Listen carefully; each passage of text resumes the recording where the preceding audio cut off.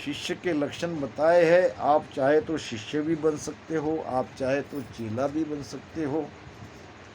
चेला जो काम करेगा वो शिष्य नहीं करेगा, शिष्य जो करेगा वो चेला नहीं करेगा। शिष्य के लिए गुरु के पास रहना जरूरी नहीं है, मगर गुरु के ज्ञान से अलग होना नहीं चाहिए। गुरु ने जो ज्ञान दिया है उसको धारण करना है जीवन भर। अब तीसरी बात, तीसरी श्रेणी आई सेवक की। सेवक सोई सेवा कर है, सेवक सोई सेवा कर है। समयो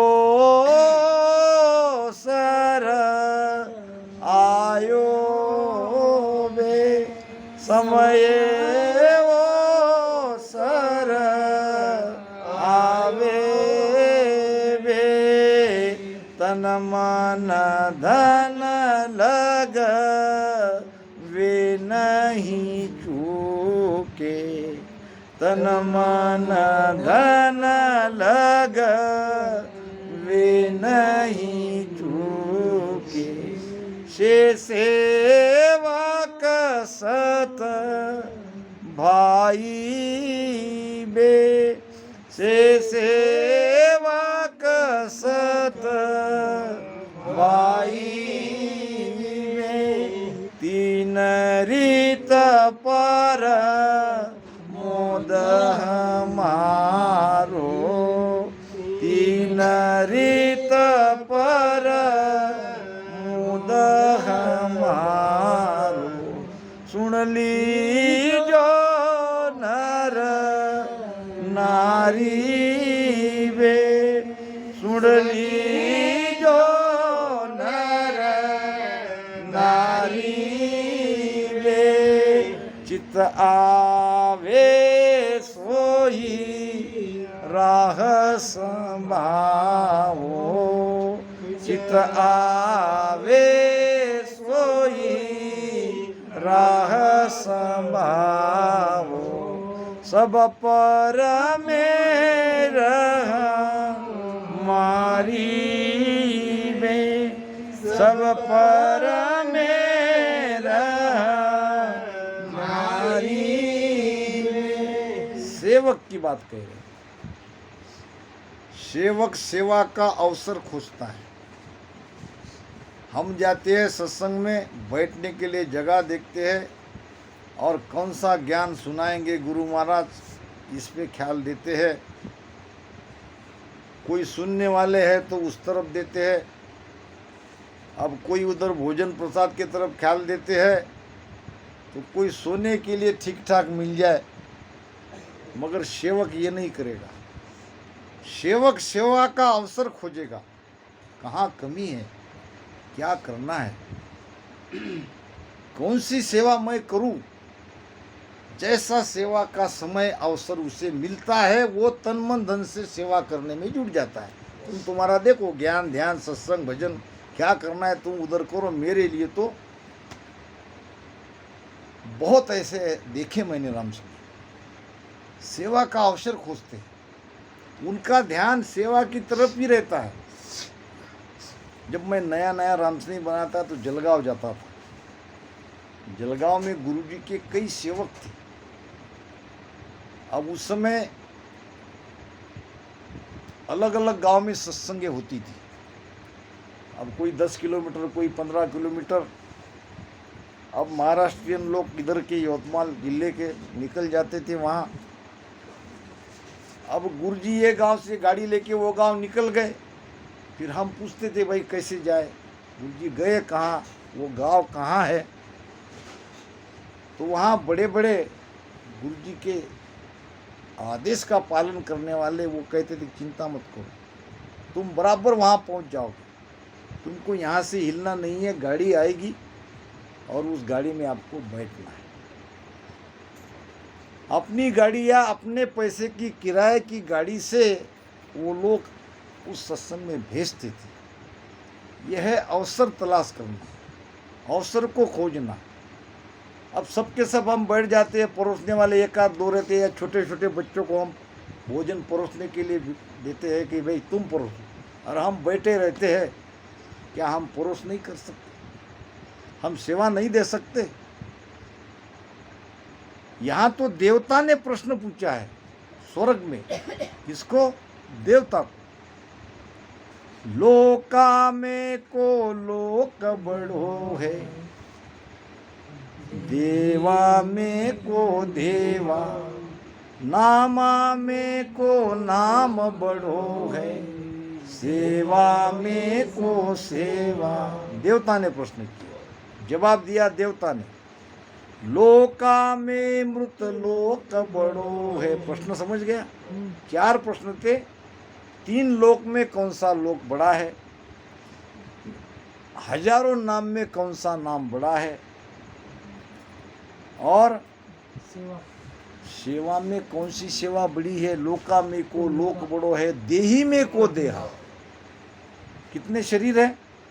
84 लाख प्रकार के शरीर है, इसमें कौन सा शरीर बड़ा है, महत्वपूर्ण है, कीमती है?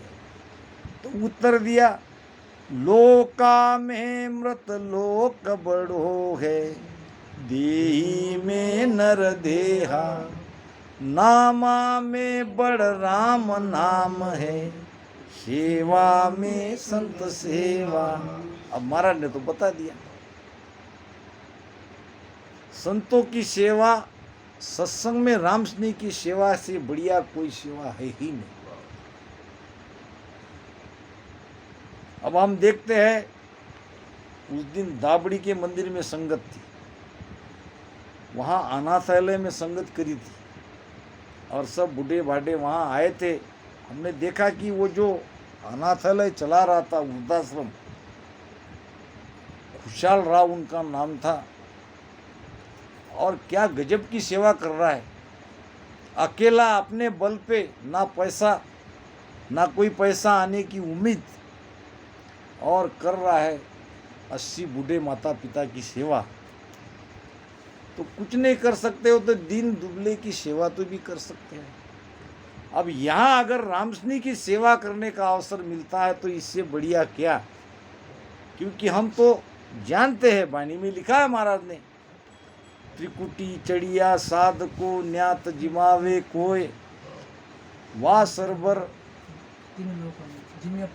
जिमिया पुण्य नहीं, वाह सरबर तिहु लोक में, जिमिया पुण्य नहीं कोय, जिमिया पुण्य नहीं होए, वचन मानो सत भाई, और पांडव के दरबार जीग में कीमत आई, धर्म अनंत सुखराम कहे, या सरभर नहीं कोय, और त्रिकुटी चिड़िया साध को न्योत जिमावे।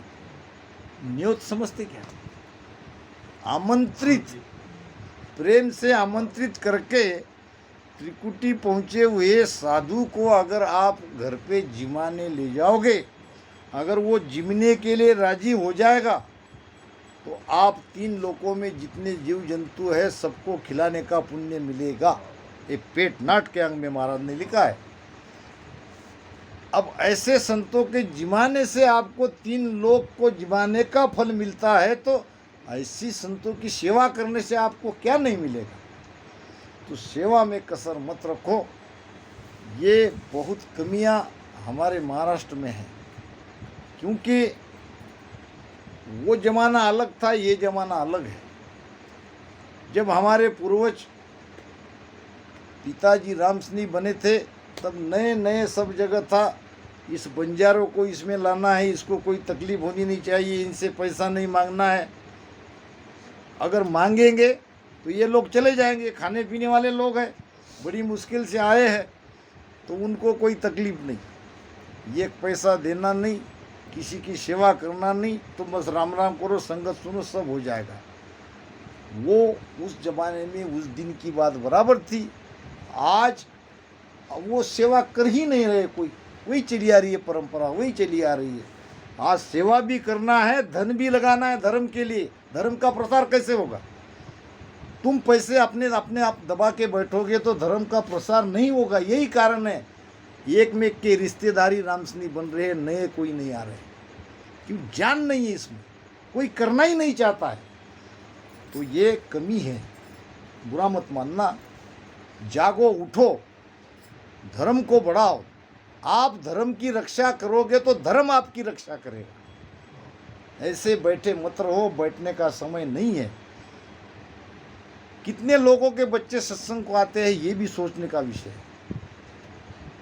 इसका मतलब हमको विश्वास ही नहीं है ये ज्ञान पे।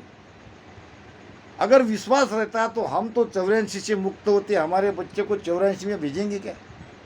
उनको भी लाएंगे। एक बूढ़ा था 75 साल का, न कान से सुनाई देता था, न आँख से दिखाई देता था, सत्संग में आके सबके सामने बैठता था। लोग परेशान, ये बुढ़ा न सुनता है न देखता है, ये क्यों आता है? एक ने पूछा, बाबा जी सुनाई दे रहा है क्या? जोर से बोलने पर कहा, हाँ। तुम रोज सत्संग को आते हो, सामने बैठते हो, तुमको क्या कुछ सुनाई देखा? तो उसने कहा, नहीं। दिखाई देता? नहीं। फिर क्यों आते हो? तो उसने अपने पोता पोती को दिखाया, इनके लिए आता हूँ। अब मुझे क्या सुनना है? मैं सुन के भी क्या करूँगा? अब तो मेरी गाड़ी अब जाने ही वाली है। अब तो मेरा जाने का समय आ गया है। मैं मेरे पोता पोती के लिए सत्संग में आता हूँ।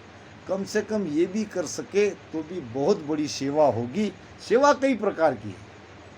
सेवा तन से कर सकते हो, धन से कर सकते हो, मन से कर, जैसा अवसर है, जैसा समय आपको मिलता है, वैसी सेवा आप कर सकते हो। सेवक सोई सेवा कर है, समय अवसर आया वे, तन मन धन लग वे नहीं चुके। अब अवसर मिल गया तो तन मन धन से वो सेवा करता है, चूकता नहीं है। क्यों नहीं चूकता? दोबारा सेवा करने का मौका मिले कि नहीं मिले। हम देखते हैं हमारे बड़े बड़े सेठ लोग सब परोसगारी करते हैं। हमको तो बड़ी शर्म आती है, मगर करे क्या आप? नहीं नहीं नहीं, तुम बैठो। वो सेठानी सेठ आके हमको परोसते हैं, क्योंकि उनको उसका पता है सेवा का क्या लाभ है। और हम ऐसे सब सुनते हैं और भोले भाले बैठ के ऐसे ही रहते हैं। जागो, उठो, ज्ञान अपने लिए है। आज भी महाराज का ज्ञान हूबहू हमारे लिए अभी भी फायदा कर रहा है, हमारे लिए है। हमको ही महाराज कह रहे हैं कि सब सुनने वालों को कह रहे हैं कि तुम चेला बनो, सेवक बनो या शिष्य बनो। तो अवसर को खोजो, सेवा से मत चूको। सेवा में संत सेवा, कुछ भी सेवा है। बहुत जगह है कि आप वो भोजन होने के बाद में जो हमारे झुटन रहती है, पत्थर रहते हैं, वो भी झुटन निकाल सकते हो, पत्थर को उठा सकते हो, झाड़ू सफाई कर सकते हो, पानी पिला सकते हो। भाव से करना चाहिए, फॉर्मेलिटी नहीं, औपचारिकता नहीं, दिखावी सेवा नहीं करनी। तो महाराज ने तीनों तरह से निर्णय कर दिया। तुम 3 तरह से इस ज्ञान को, मेरे उपदेश को धारण कर सकते हो।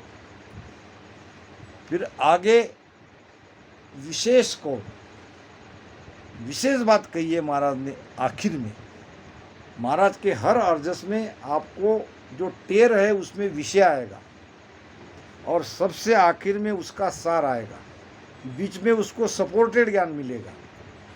अब सार कहा है महाराज ने के सुख राम सुनो सब लोई, के सुख राम सुनो सब लोई, या में ईद का सोई बे, या में ईद का सोई बे, पतिव्रता को अंगता माई, पतिव्रता को अंगता माई, वचन न लोपे कोई वे, वचन न लोपे कोई वे, रीत पर मोद हमारो, तीन रीत पर मोद हमारो, सुन लीजो नर नारी वे, सुन लीजो नर नारी वे, चित आवे सोई राह संभाओ, चित आवे सोई राह संभाओ, सब पर मेरा मारी वे, सब पर मेरा मारी वे। अब आई सार बात, चेला बनो, चेली बनो, शिष्य बनो, सेवक बनो, मगर कैसे बनो? औपचारिकता नहीं। ये क्लास में टीचर ने कहा कल बच्चों कोई न कोई सेवा करके ही क्लास में आना और बताना कौन कौन सी क्या क्या सेवा किसने करी, सबको पूछूंगा। अब दूसरे दिन क्लास में सब बच्चे आ गए, पूछा क्या तुमने सेवा करी? लड़के कहने लगे हाँ। एक को बुला, इधर कहो बेटा क्या सेवा करी? कि मैंने एक बुढ़िया को रास्ता पार करवाया। इस साइड में बुढ़िया खड़ी थी और मुझे लगा कि वो उधर जाना चाह रही है, तो मैंने उसे ज़बरदस्ती से खींच के इधर ले गया। वो बुढ़िया जाना नहीं चाहती थी, वो तो बस की राह देख रही थी, कहीं बस से दूसरी जगह जाना चाहती थी, मगर ये लड़के ने ज़बरदस्ती से पकड़ के उसको उधर कर दिया। अब वो चिल्लाने लगी मेरी बस, मेरी बस, मेरी बस। अब दूसरे लड़के ने उसी बुढ़िया को वापस कर दिया, उस जगह ला दिया, बस निकल गई। तीसरा लड़का था, उसने और बुढ़िया को उस पर कर दिया। अब तीनों कहने लगे कि भाई हमने एक बुढ़िया को रास्ता पार किया। अब सुनने को तो बड़ा अच्छा लगता है, मगर गुरुजी को लगा कि भाई तीनों ने बुढ़िया को ही कैसे रास्ता पार किया? क्या तीन बुढ़िया थी? कहने लगे ये बुढ़िया तो एक ही थी। पहले ने कहा वो जाना नहीं चाहती थी, मैंने उसे उधर भेज दिया। दूसरे ने कहा मैंने उसको वापस उसी जगह लाया, तो तीसरे ने कहा मैंने और उधर भेज दिया। ऐसी सेवा से काम नहीं चलेगा। सेवा कैसी करनी है, चेला कैसा बनना है, शिष्य कैसा बनना चाहे, इसमें अधिक कौन है? इनको नाम अधिक महत्वपूर्ण बड़ा। के सुखराम सुनो सब लोई, लोई नाम लोग, सभी को कह रहे हैं महाराज। महाराज का ज्ञान खुला है। या में ईद को सोई बे, इसमें अधिक वो है। कौन है? पतिव्रता को अंगता माई, पतिव्रता का अंग। अब अंग तो कई प्रकार के हैं, कई अंग से भक्ति करते हैं। ये पतिव्रता का अंग क्या है? विरह का अंग है, प्रेम का अंग है, सुरातन का अंग है। महाराज ने नहीं कहा सुरातन हो अंग भेजियो, मतवालो कीजे, सुरातन हो अंग भेजियो, मतवालो कीजे, के सुख देव अंग भायरी, भगति नहीं दीजे, के सुख देव अंग भायरी, भगति नहीं दीजे, भगति करावो दास सु, बीरह दो तेरी, तलप बिना प्रभु नास जे, भगति जूं तेरी तलप बिना प्रभु ना सजे। भगति जूं तेरी। भक्ति दो प्रकार की, एक अंतरांग एक बाह्यांग। अंतरांग भक्ति के लक्षण क्या है ये समझो। जिस भजन में प्रेम है, विरह है, शूरवीरता है, अगर प्रेम से, विरह से, शूरवीरता के साथ आप भजन कर रहे हो तो आप अंतरांग की भक्ति कर रहे हो। राम राम तो सभी कर रहे हैं, राम राम यूं कहत है, राम राम कहत है।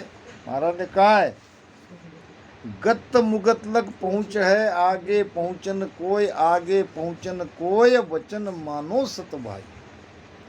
ध्रुव रटो प्रहलाद सुर क्यों बैठा जाई, सुख राम कहे सती वाड़ में जाय और बैठे आय, राम राम कहे मिलत है सो प्रगट कहूँ आय। महाराज ने तो खुला किया है, राम राम राम राम कर रहे हो, उसमें प्रेम नहीं है, उसमें विरह नहीं है, उसमें शूरवीरता नहीं है, उधर धन्य हो गए, आंखें निकाल लेते हो। 10 मिनट में क्या भजन होगा?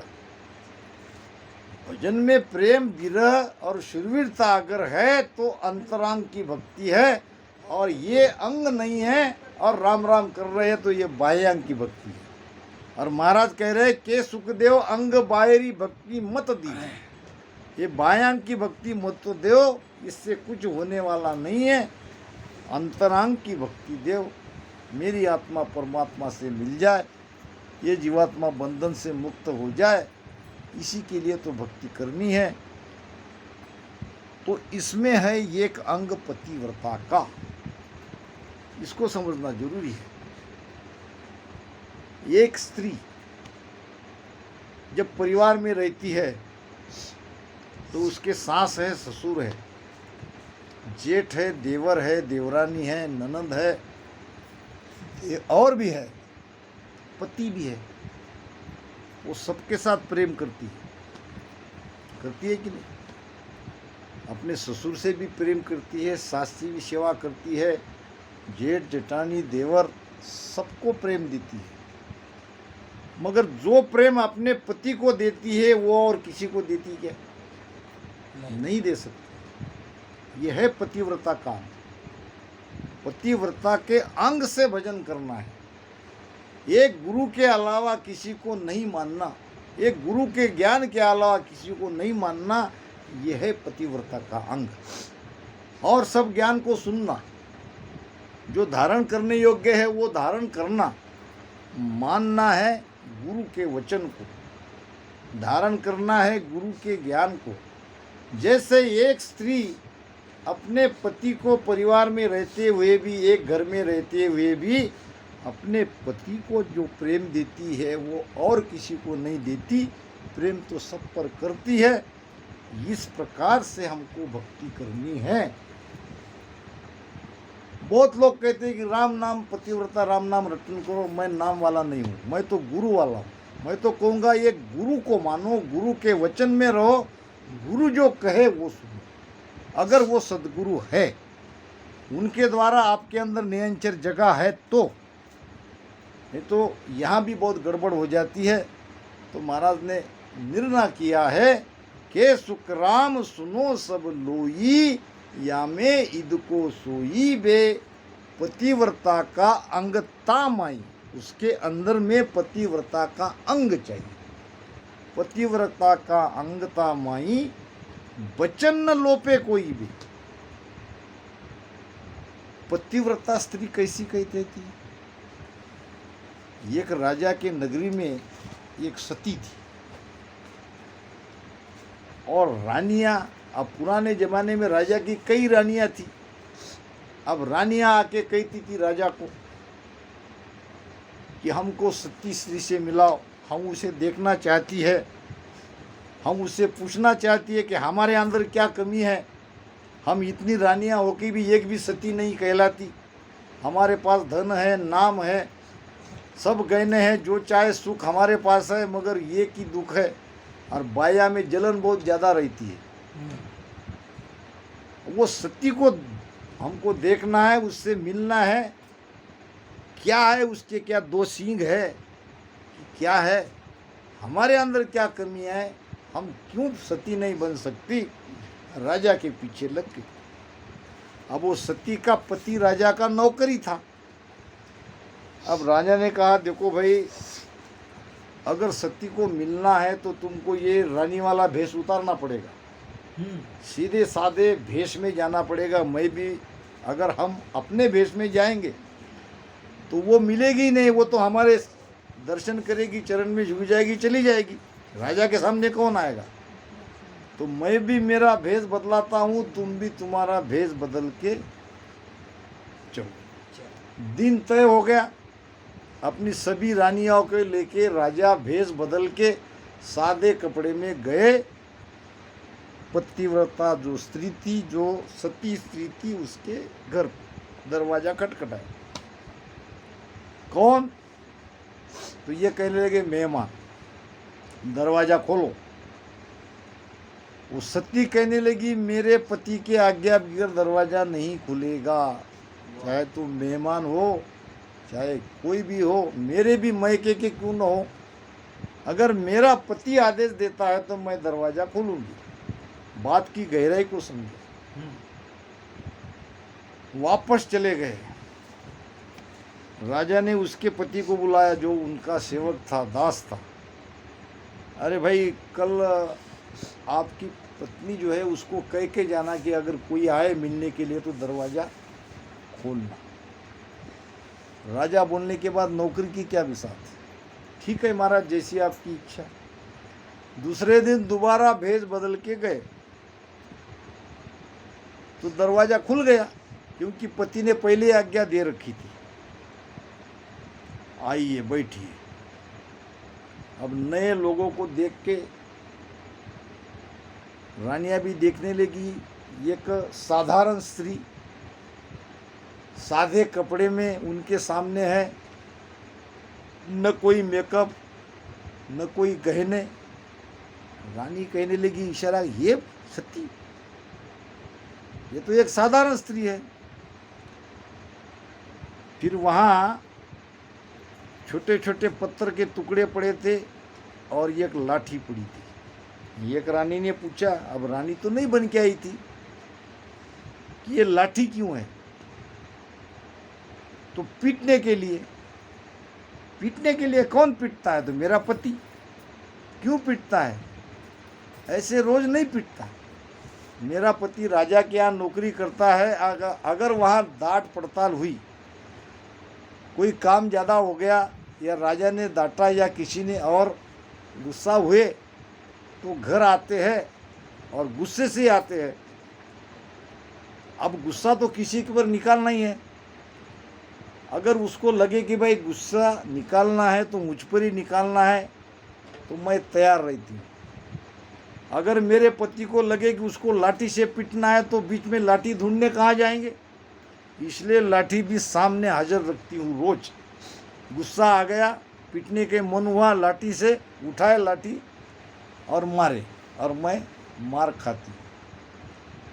वैसे कभी पति को लगे कि भाई पत्थर से ही मारना है फेंक के, तो पत्थर ढूंढने कहाँ जाएंगे। इसीलिए पत्थर भी रखे हैं। पत्थर से मारो, लाठी से मारो, हाथ से मारो, लात से मारो। रानिया के तरफ देखने लगा राजा इशारों से, तुम 10 जन्म में भी ऐसे नहीं कर सकती। जो एक सती स्त्री ने जो किया है, ये है सती के लक्षण, ये है पतिव्रता के लक्षण। ऐसी ही पतिव्रता नहीं बन जाती। संसार में 7 ही सती हुई है। पतिव्रता तो कई हुई, मगर 7 ही सती हुई है। तो महाराज ने कहा है कि पतिव्रता का अंगता माई बचन न लोपे। तो पतिव्रता किसको कहते हैं? गुरु के वचन को निभाना, गुरु के वचन का पालन किया। गुरु बोले सो बेण चित्त हृदय धर लीजे। अपने चित्त में, अपने हृदय में गुरु के ज्ञान को बसाओ, यहाँ से बाहर मत निकलने दो। चित्त में बात जो रहती है वो बाहर नहीं निकलती, जो ज्ञान हृदय में समा जाता है वो बाहर नहीं निकलता है, क्योंकि ये बुद्धि के परे की बात है। तो इस प्रकार